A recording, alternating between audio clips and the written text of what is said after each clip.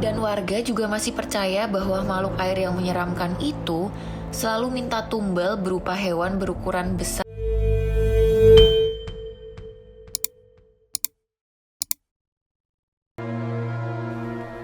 Nah, kalau ngomongin kelelawar, yang ada di pikiran gue itu emang pasti ada bau-bau mistisnya toh. Karena kita seringkali percaya kelelawar ini adalah jelmaan dari makhluk astral yang berada di lokasi ini. Terus, kelelawar itu tuh kelihatan kayak terbang panik gitu men. Mungkin dia ngerasa gak nyaman nih sama senter yang gue arahin ke dia. Nah, penelusuran masih gue lanjutin nih ke tempat yang kayaknya dijadikan untuk tempat bertapa alias mencari wangsit. Gue pas kesana tuh harus pelan-pelan banget ngelewatin jalan setapak yang terbuat dari kayu tipis.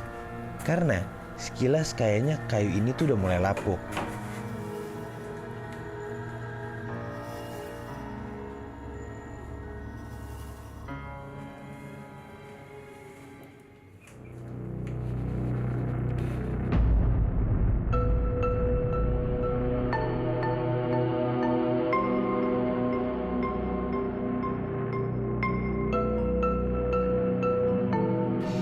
Amen.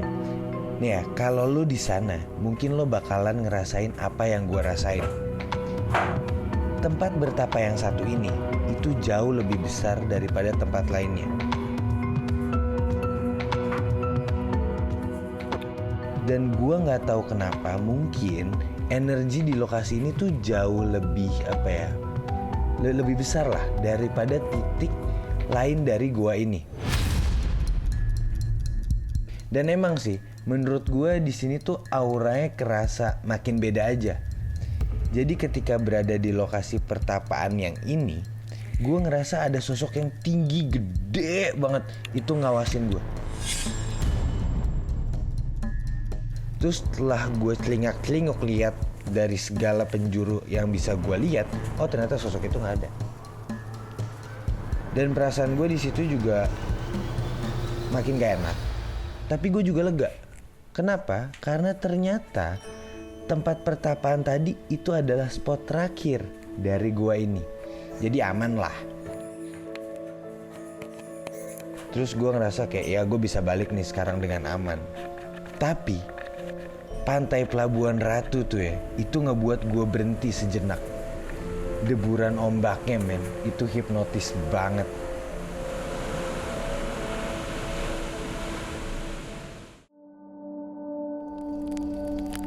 Ya sebelum gue ini ya bikinin gue ayam dulu lah. Gue lapar, cerita mulu gue dari tadi. Makan lagi.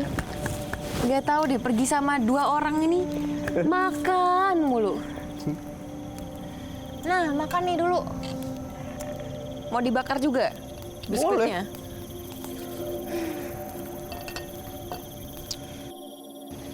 Repot ini anak satu memang.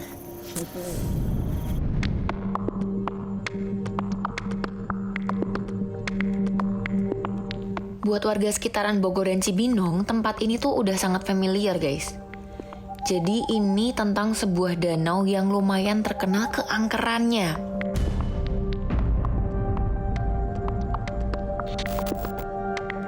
Udah lama sih, gue dengar berbagai kisah misteri dan mistik tentang tempat ini. Gue pun penasaran dong, seberapa angker sih tempat ini? Sampai-sampai Setu ini tuh dijuluki Setu paling angker di kawasan Bogor, Cibinong, dan Depok.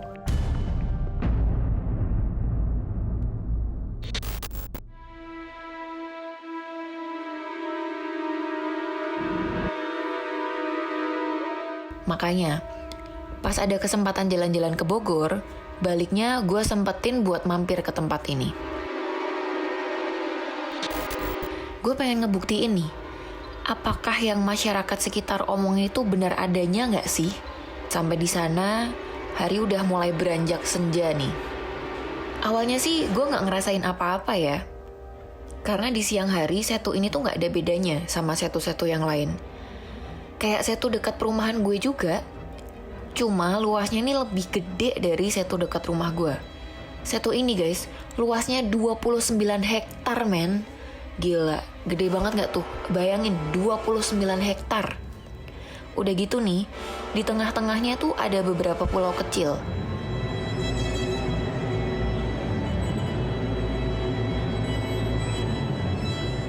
Nah, pulau kecil itu tuh berupa gundukan tanah yang ditumbuhi pepohonan rindang gitu deh. Pantas saja setu ini digadang-gadang sebagai setu terbesar di Jawa Barat.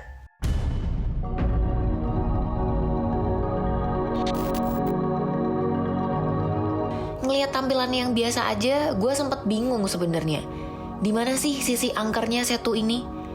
Akhirnya, karena penasaran, gue coba iseng-iseng ngobrol sama warga sekitar. Barulah mata gue terbuka lebar-lebar. Gila men, nggak nanggung-nanggung ya. Setu ini konon dijaga 12 sosok tak kasat mata.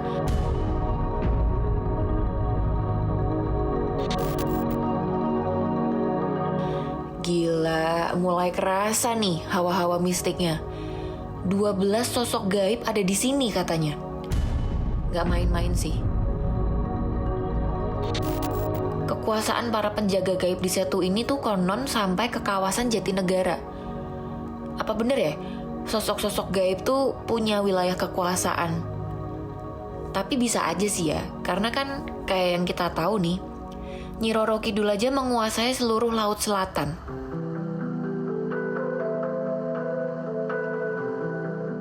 Tapi warga sekitar sini percaya setu ini tuh memang punya aura mistis yang sangat kental.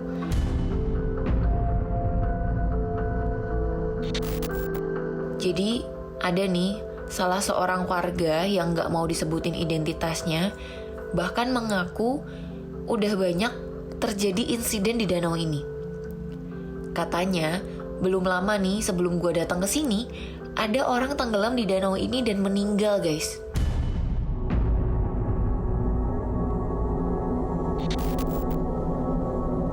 Tambah angker kan ceritanya. Tapi gue tetap berusaha positive thinking seperti biasa. Ya iyalah, kalau kita ceroboh pasti bisa tenggelam dan meregang nyawa. Karena kalau kita lihat nih dari penampakannya, setu ini tuh memang kayaknya lumayan dalam guys. Tapi warga yang gue temuin lebih percaya kalau para korban di danau ini adalah tumbal dari 12 sosok penunggu gaib tadi. Makanya mereka tuh selalu ngingetin agar hati-hati dan jangan main-main di setu ini.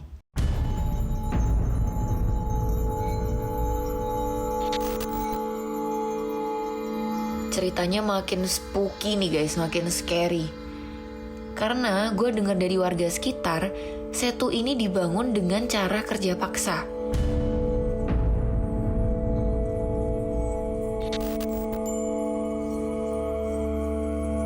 Jadi banyak nih leluhur kita yang meninggal di sini karena beban kerja yang berat. Sementara asupan makanan mereka tuh sangat minim. Sejarah kerja paksa dan berujung tumbal nyawa inilah yang konon menjadi salah satu alasan kenapa setu ini menjadi angker.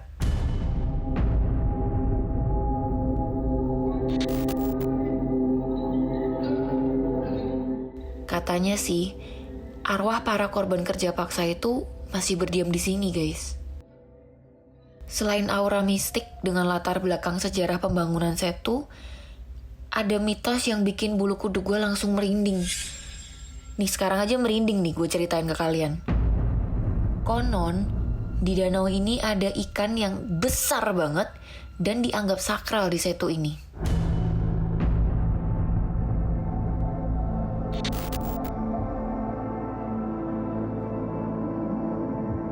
Keberadaan ikan ini dikaitkan dengan musibah yang terjadi pada tahun 2014 silam. Konon nih, ada seorang pengunjung setu yang tewas usai tenggelam di setu ini. Dan katanya, ikan raksasa itu kerap mengibaskan ekornya yang panjang untuk menakut-nakuti pengunjung yang datang dengan tujuan dan maksud jahat.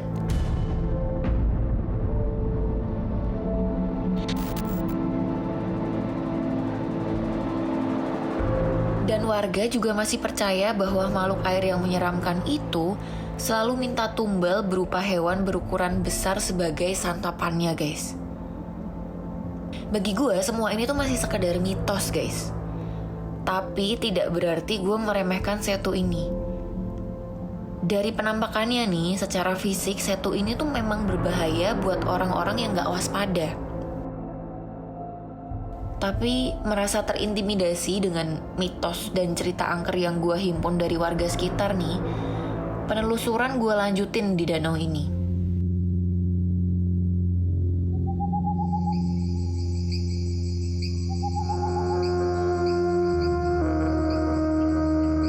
Hari semakin malam dan gue mulai ngerasa merinding juga.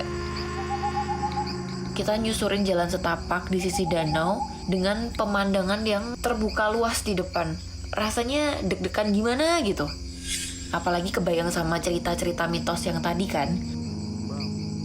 Tapi ya udahlah, gue sekarang mau menyelidiki apa bener sih mitos-mitos yang dikisahkan itu ada penampakan nyatanya.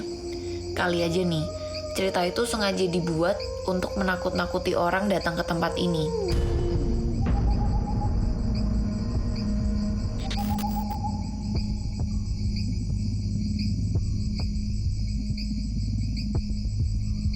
Coba bayangin, gue ngerasa kayak ada yang niup rambut gue, guys. Sadis, merinding sih. Tapi gue tetap aja nih, gak mau peduliin.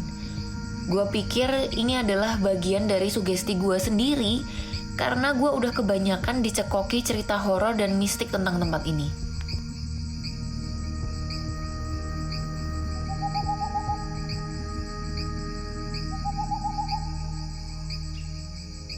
Semakin gue nelusurin tempat ini, semakin perasaan gue dilanda ketakutan, guys. Gue mulai cemas banget nih waktu ngelewatin pohon-pohon gede di sekeliling setu ini. Gue tuh bener-bener kayak kicep gitu loh saat itu juga. Tapi lagi-lagi nih, gue berusaha cepet sadar dan meyakinkan diri gue kalau semua ini gara-gara gue terlalu tersugesti sama cerita-cerita yang udah gue dengerin tadi.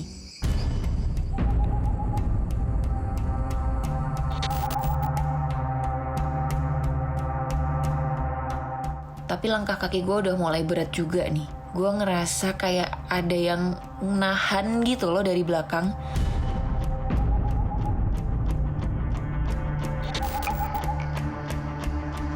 Gak jauh dari sana, gue lihat ada pohon bambu. Rindang banget.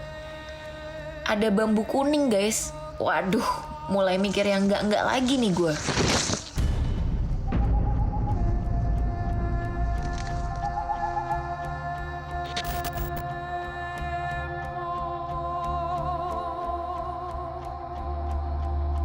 Masyarakat kita kan masih kental banget nih dengan mitos-mitos berbau mistik.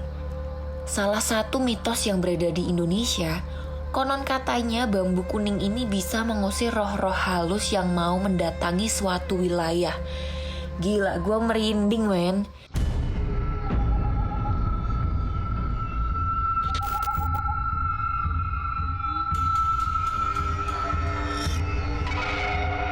Tapi ya namanya bambu tetap aja pohon bambu.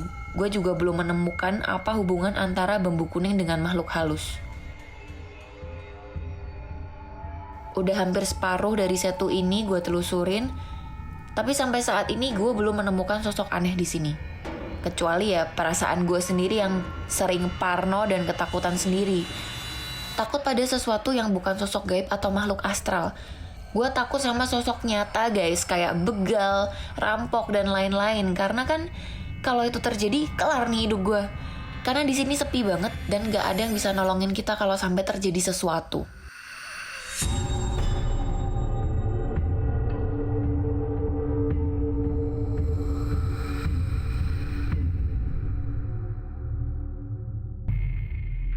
Feeling gue udah gak enak nih.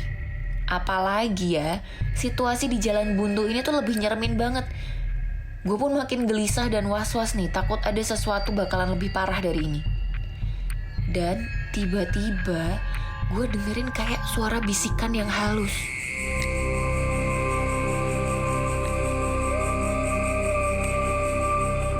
Aduh, gue merinding sih liat. Gue cerita sama kalian aja nih kayak langsung keinget banget gitu.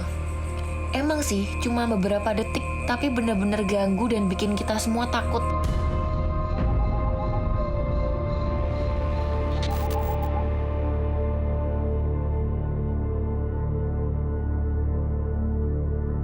Asli men, tiba-tiba tuh kecium bau anyir di lokasi ini. Karena suasana udah makin gak enak nih, kayaknya kalau buat lanjutin bisa makin parah deh. Gue sama teman-teman gue memilih buat balik aja deh, daripada kita kenapa-napa dan gak bisa balik ke rumah.